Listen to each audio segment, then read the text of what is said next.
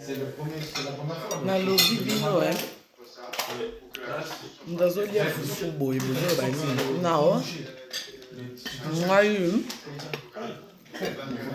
na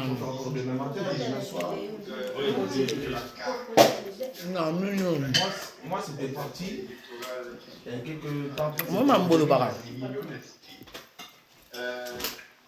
boko selanga mam tu bon matin na live on a carrément.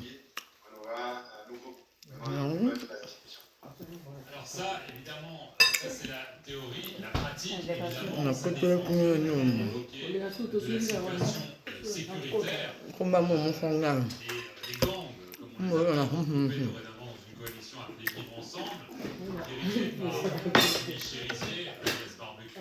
Il y a mambo na ebi na mpulo makolote même. Moins de la capitale, ils sont désormais mieux armés, mieux financés, Nako. comment déployer Na yo mama ba.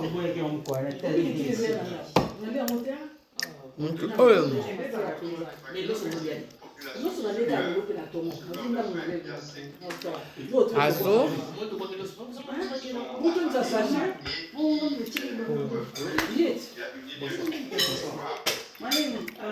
Là, ça vous me va bien.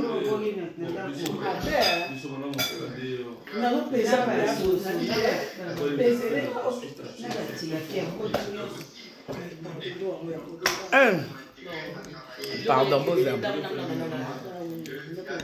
poste surtout quoi, moi na YouTube, nga.